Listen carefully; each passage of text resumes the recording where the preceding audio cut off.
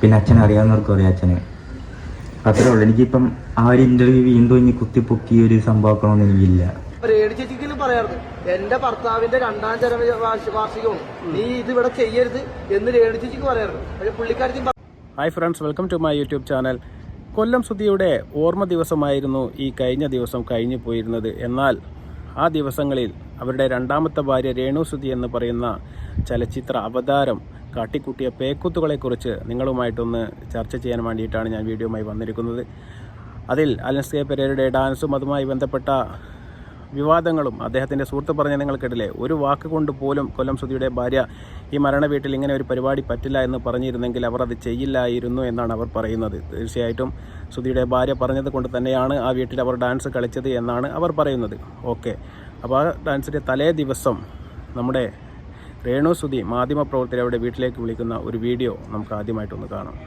അപ്പം കിട്ടിയില്ലെങ്കിൽ നാളെ എല്ലാരും വരുമോ? 5-ാം തീയതി ചടങ്ങുണ്ട് ചോദിച്ചോണ്ട് എന്നെ വന്നപ്പോ തന്നെ എന്നെ ഓൾറെഡി വിളിച്ചിട്ടുണ്ട്. പറയണ്ടായിരുന്നു, അപ്പൊ തികയത്തില്ല. കുഴപ്പമില്ല, വന്നില്ലേലും എനിക്കറിയാം, തിരക്കാന്നറിയാം.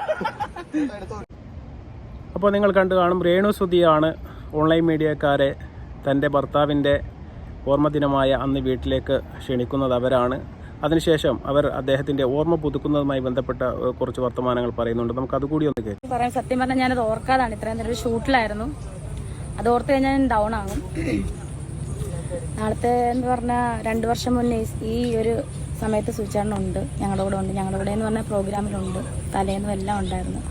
ആള് പ്രോഗ്രാമിന് പോയി. ഇപ്പോൾ ഈ സമയത്തൊക്കെ ഇടയ്ക്കിടയ്ക്ക് വിളിച്ചുകൊണ്ടിരിക്കുമായിരുന്നു. ലാസ്റ്റ് വിളിച്ചത് എന്നെ പ്രോഗ്രാമിന് കയറുവാന്ന് പറഞ്ഞ ഒരു 7:30 ആയപ്പം വിളിച്ച് ഔട്ടാ ഞാൻ സ്റ്റേജിൽ കയറുവാന്ന് പറഞ്ഞ് വിളിച്ചു.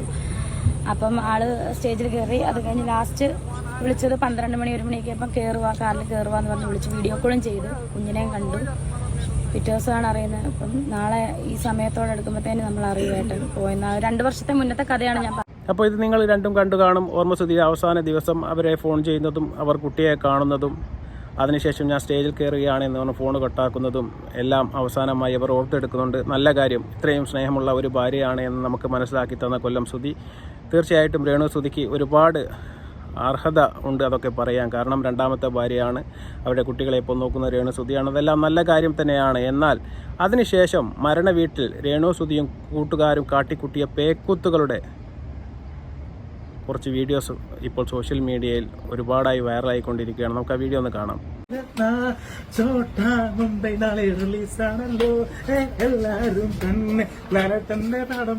ചോട്ടാ മുംബൈ തിയേറ്ററിൽ നാളെ ജൂൺ 6-നല്ലേ റിലീസ് അല്ലേ. പുതുവർഷം കാണാൻ കവിളേറുന്ന നാളത്തെ നേരം കേൾക്കാനും നമ്മ നേരം സിരം ഭാരത്ത് ഒരു കിടന്ന. അപ്പോൾ അലൻസ് കെ പെരേര എന്ന് പറയുന്ന ഒരു നാറി ഒരു മരണ വീട്ടിൻ്റെ ഓർമ്മ ദിവസം ആ വീട്ടിൻ്റെ മുറ്റത്ത് വന്ന് ഡാൻസ് കളിക്കുന്നതാണ് നിങ്ങൾ കണ്ടത്. ഒരു ആൺകുട്ടി ആ വീട്ടിൻ്റെ മുറ്റത്തില്ലാതായിപ്പോയി എന്ന് വേണം മനസ്സിലാക്കാൻ. ആ പെരേര എന്ന് പറയുന്ന നാറിയെ അവിടെ നിന്ന് അടിച്ച് ചെകിട്ടക്കുറ്റി അടിച്ച് പൊട്ടിക്കേണ്ടതായിരുന്നു എന്നാണ് നമുക്കതിനെക്കുറിച്ച് പറയാനുള്ളത്. കാരണം ഒരു മരിച്ച മനുഷ്യൻ്റെ ഓർമ്മ ദിവസം ആ വീടിൻ്റെ മുന്നിൽ കാട്ടിക്കുട്ടിയ തോന്നിവാസം എന്ന് പറയുന്നത് മലയാളികളെ മനസ്സിനെ ഒന്നടങ്കം വേദനിപ്പിച്ച ഒരു സംഭവമായിരുന്നു.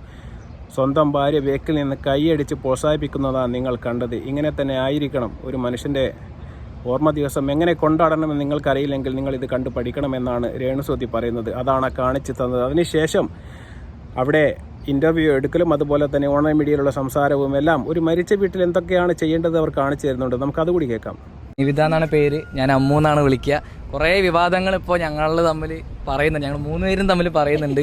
കാരണം ഞാൻ മൂപ്പനെ ഒഴിവാക്കി നടക്കാൻ ലെവലിൽ തന്നെ ഇതാ എൻ്റെ മോളാണ്. ഞങ്ങൾക്ക് ഒരു കുഴപ്പമില്ല, ഞങ്ങൾ ഹാപ്പി ആയിട്ട് ദൈവം സഹായിച്ചിട്ട് സന്തോഷത്തോടെ ഇരിക്കുന്നുണ്ട് ഫാമിലി എല്ലാ ആൾക്കാരും. അല്ലേ? നീ ഹാപ്പി അല്ലേ?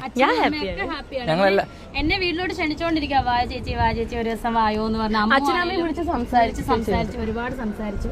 ഞാൻ വന്നേക്കണ പറഞ്ഞാൽ ഞാൻ ചേച്ചിക്ക് ഒരു വാരി കൊടുത്തു കൊണ്ടാണ്.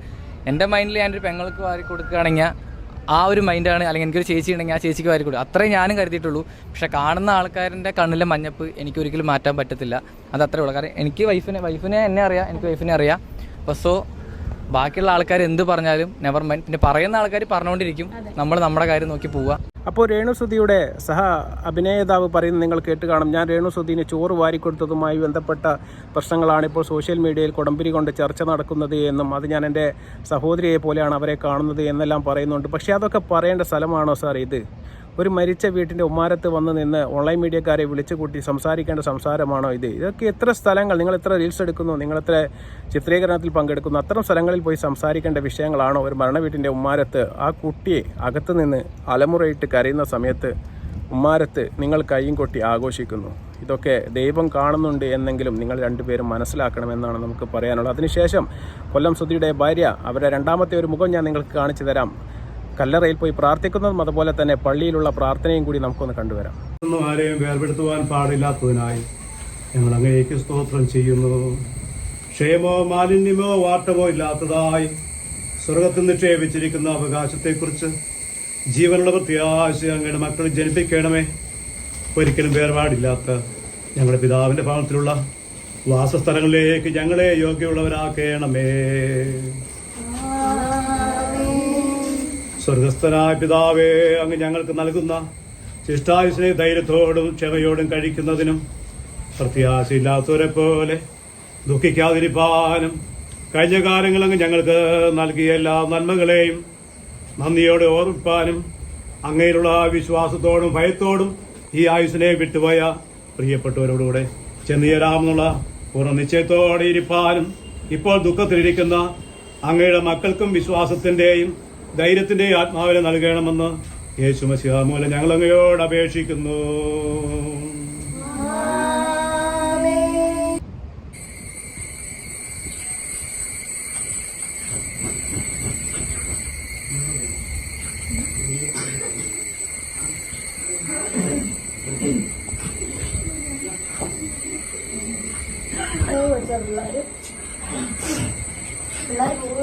അപ്പോൾ നിങ്ങൾ കണ്ടു കാണും കൊല്ലം സുധിയുടെ ഭാര്യ രേണുസുധിയുടെ രണ്ടാമത്തെ ഒരു മുഖമാണ് നിങ്ങൾ കാണുന്നത്. വളരെ ആത്മാർത്ഥമായി കല്ലറയിൽ പോയി സുധിക്ക് വേണ്ടി പ്രാർത്ഥിക്കുന്നതും അവിടെ കണ്ണീരൊഴിക്കുന്നതും അവിടെ മുഖം താത്തിയിടുന്നതുമെല്ലാം അതും ഓൺലൈൻ മീഡിയക്കാരെ വിളിച്ചിരുത്തി കാണിച്ച് വളരെ വ്യക്തമായി ഷൂട്ട് ചെയ്ത് അത് സമൂഹ മാധ്യമം പ്രചരിപ്പിക്കാൻ വേണ്ടി നിന്നു കൊടുക്കുന്ന പോലെയുള്ള കരച്ചിലും അഭിനയവും എല്ലാം വളരെ നന്നായിട്ടുണ്ട് എന്നാണ് നമുക്ക് പറയാനുള്ളത്. അത് ഒറിജിനൽ ആണെങ്കിൽ പോലും ഇന്ന് കേരളത്തിലെ ഒരു ജനങ്ങളും ഇത് വിശ്വസിക്കില്ല. കാരണം അത്തരം പേക്കൂത്തുകളാണ് നിങ്ങളെ വീട്ടിൽ കാട്ടിക്കൂട്ടിയത്.